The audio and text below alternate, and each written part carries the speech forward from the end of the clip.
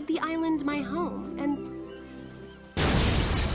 it didn't matter I couldn't control my powers because I was dead.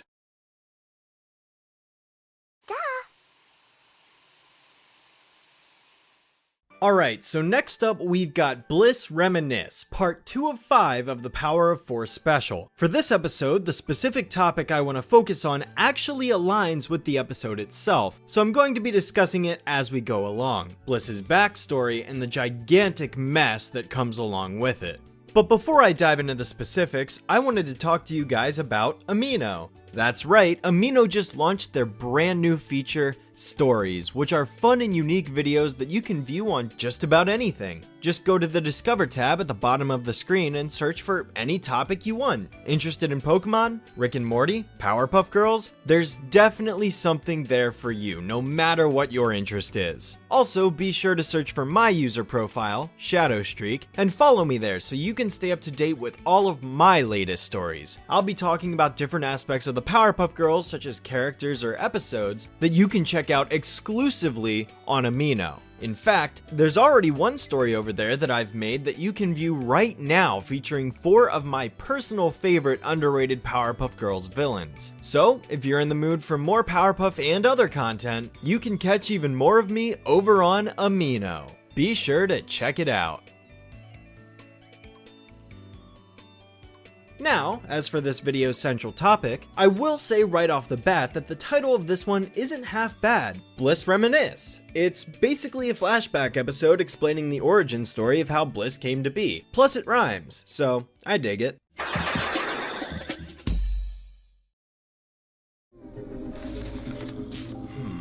Professor, what's going on? Not now, Bubbles.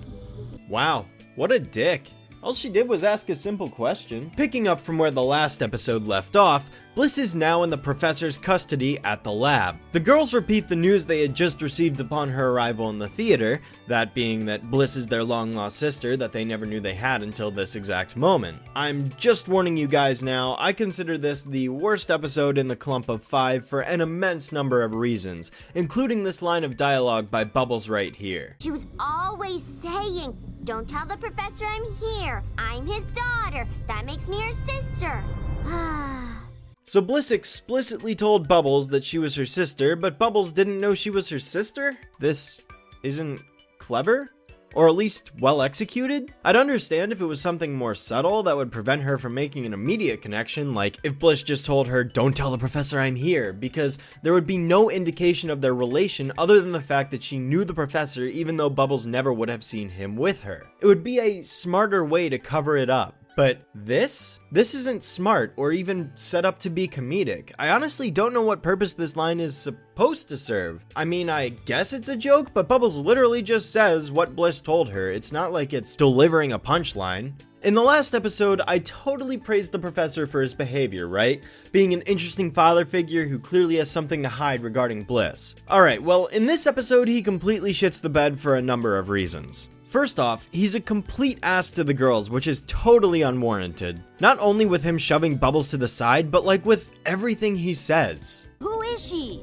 No more questions, girls. He gets super frustrated with them asking questions, but it's like, that's literally what anyone would do in this situation. They just found out they had a sister that their father never told them about, and now he's getting annoyed at them? They have every reason to be upset because he refuses to communicate with them on a matter that they are clearly concerned and involved with. But no, I guess the girls are at fault here, even though they've done nothing wrong, simply because he doesn't feel like answering a simple question. Believe me, this is important going forward. The only way he does end up talking to them is after they've persisted in asking him enough, to which he's just like, "Alright, I'll tell you."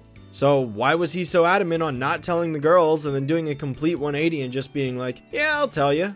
What was the point? If he responded by saying something like, "If I tell you, will you please stop asking me?" then it would be more in character. And so the professor proceeds to explain how Bliss came to be, starting with his bitter rivalry with Professor Neutronium. I was locked in a bitter rivalry with Professor Neutronium. She had just completed her work on creating the perfect little boy. Okay, so I can totally understand if the reboot wants to differentiate itself from the original show by making a completely new backstory. There's absolutely nothing wrong with that. Oh wait, before I get to that, I just wanted to say that this newspaper predicted the future. The professor's been the square root of zero ever since the show began. Let's talk about Utonium just as a concept first. She's a female Professor Utonium. How creative? There's clearly a reference to Astro Boy here, and you know, I definitely appreciate that. Although if you know Astro Boy's backstory like I do, then you'd realize Utonium probably treated him like shit shortly after this.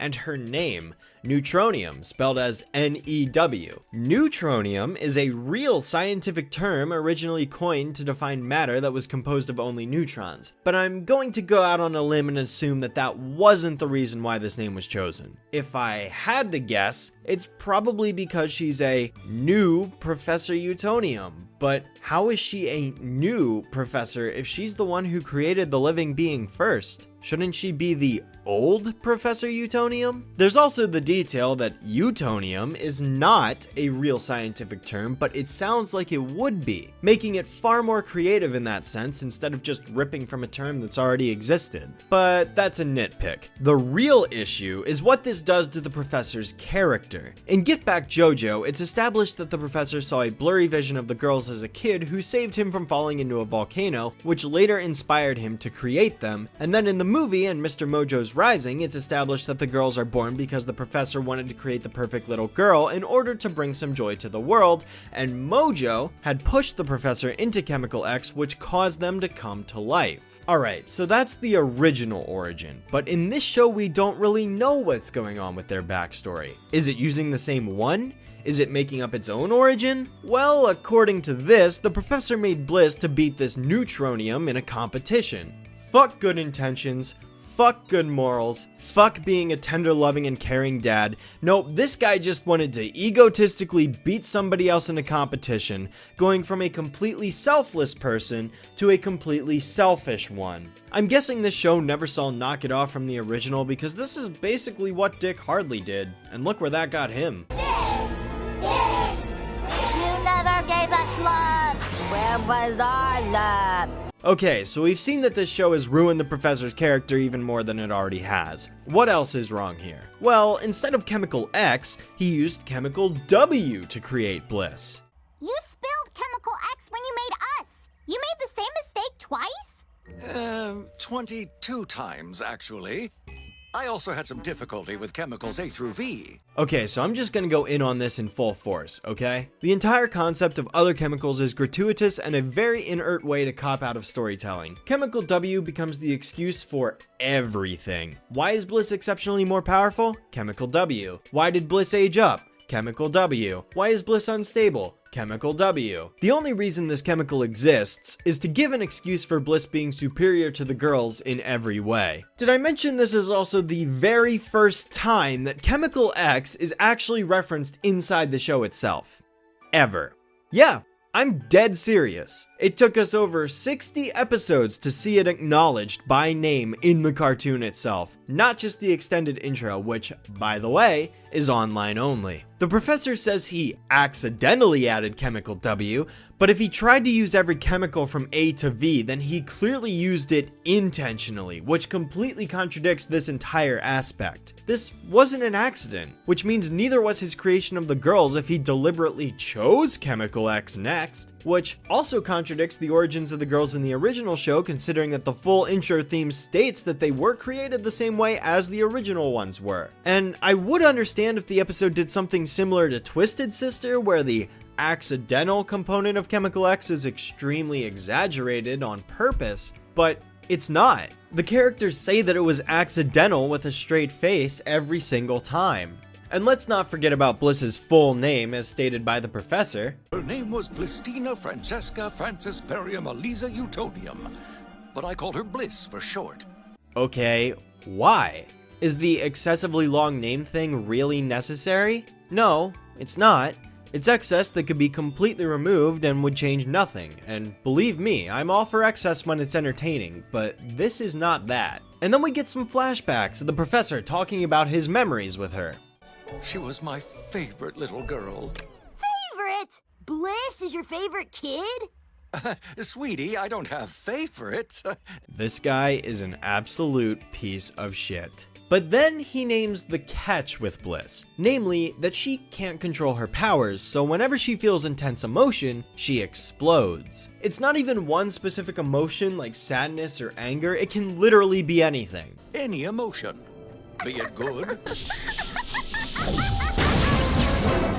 Holy shit, that's a Puppet Pals reference! So yeah, eventually it got to the point that she could go off at any moment, and one day when she didn't have enough milk for her cereal, she blew up the entire house and then flew away from home before the professor woke up. In other words, he thought she dead. The girls find this story very sad and heartbreaking, so I'm guessing they just completely forgot about the fact that the professor had been keeping this secret from them for years, and they're totally okay with it. No repercussions at stake whatsoever. Everything's just totally fine with them, and the professor never gets his comeuppance for this. You know, as horribly broken as this backstory is, at least I can appreciate the professor taking this matter very seriously. If he were his usual goofy sitcom dad self throughout all of this, I genuinely believe there would be nothing compelling about this backstory at all. I won't rest until I've helped her. Nothing will distract me. Ooh, my Ham of the Month Club delivery.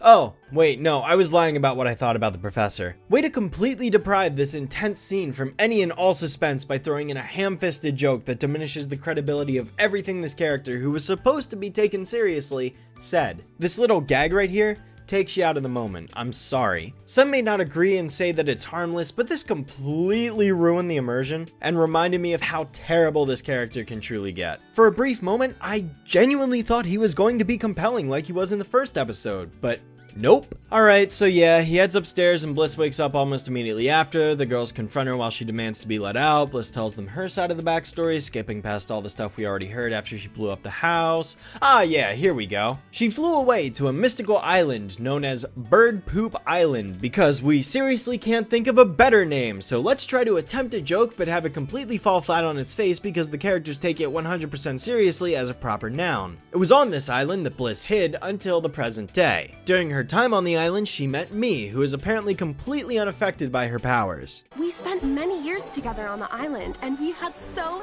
much fun. You hear that? The two spent many years together on the island. I'll say that one more time just to be clear. The two spent many years together on the island. Eventually, Bliss felt a desire to come home, so she did and came across Bubbles, which ties into the previous episode with the whole imaginary friend thing. Alright, so another implication of Bliss's existence is that the girls do age and will grow up to look like Bliss at some point in the future. The only counter-argument I found to that is this. Well, Chemical W allows for aging, but Chemical X doesn't. But that's such a cop-out excuse. I'm sorry, that's incredibly weak, because then I gotta ask what made it so Chemical W has aging properties, but Chemical X doesn't. And why did Chemicals W and X work, but A through V fail, and what are those properties, and this and that, and it's just like, the writing clearly indicates this wasn't given any thought, so we're trying to make connections with the sparse information that we have. I'm at the point where it's like, fuck logic and creative thinking, it just works because it was set to W for Wumbo. Regardless, what it does prove is that there was a clear passage of time, and that the show does not operate in limbo, which goes against the very concept seen in *Halt and Catch Silico*, where it is established that Silico had an encounter with the Powerpuff Girls, quote, oh so many years ago. He was a child then, he was an adult now, and yet there's only a 10-year difference between now and when Bliss was born, so while the exact number of years since Silico's origin is unknown, it's highly likely that it was over 10 years ago based on his age difference. And you know what would have fixed Silico's origin? If we had seen that Bliss was the one who fought the monster that crushed Silico's boy toys, not the girls. Boom, problem solved. Everything makes sense now. But no, this idea is never executed in the series, so I'm going to hold this against it. All of a sudden, we get a plot twist. Sorry, girls. There was no ham. Yes, it is true. Mojo Jojo is not ham, but Mojo Jojo is handsome. Damn. He's not kidding, that's one handsome face if I've ever seen it. So yeah, turns out Mojo is here to present another backstory of how he and Bliss used to be best friends when they were younger before she ran away. It's not a very detailed friendship, and this of course leads to more canonical discrepancies that don't make any sense. So the show is keeping the idea that Mojo was the professor's lab assistant in the past, right? Okay, then what's his origin for how he became Mojo? Like, This is a reboot, so I'd understand if Mojo just didn't have a backstory and was an evil chimp to begin with instead of going for the whole Mojo made the girls thing, but here we clearly see that the show has chosen to go with the original's idea of him being the professor's pet. So now this begs the question, does the show assume the same backstory as the original for the origin of the girls and Mojo's characters? Mojo obviously had to become evil somehow and we're not presented with an alternative story, so was it the blast from the girls' creation that caused his brain to grow?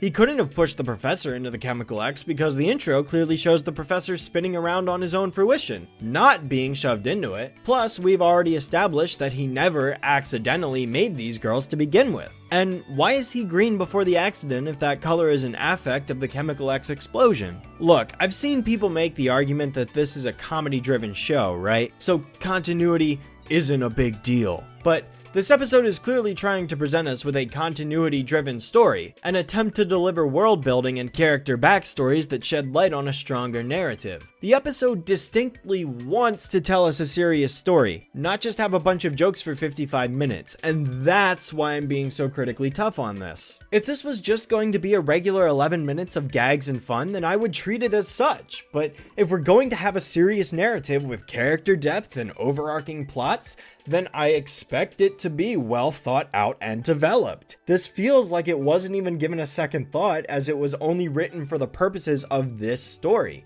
ignoring the fact that it blatantly conflicts with the rules established by the original show and the reboot itself at the same time. It's so apathetic. This show clearly has an identity issue because it still can't make up its mind on whether or not it's just a continuation or a reboot. On one hand, it tends to completely forget about the original show because it either redoes episode ideas ripped straight from the original, or omits major characters like Fuzzy and the Gang Green Gang. But at the same time, it still acknowledges the previous show before it, such as the nod to Abracadabra in Memory Lane of Pain. So like, is it trying to be a continuation? Is it separate? I have no idea. In this very episode, its identity conflicts because it's like, okay, the professor's motive for making the girls is different now, but Mojo's origin might be the same. Either don't change anything or change everything. Leave no stone unturned. You can't pick and choose details like this, or it's most likely going to lead to major complications. But I get the feeling that there wasn't enough of a reason to care, so this was just slapped together because the network was negligent and wanted to market Bliss in order to grab ratings and profit off of merchandise, rather than make a genuinely good cartoon. Maybe I'm being a little too cynical, but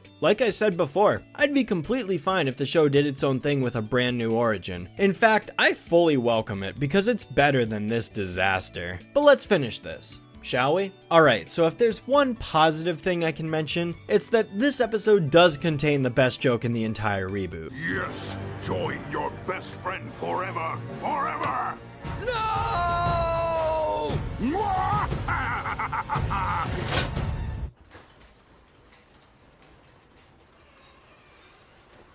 Oops.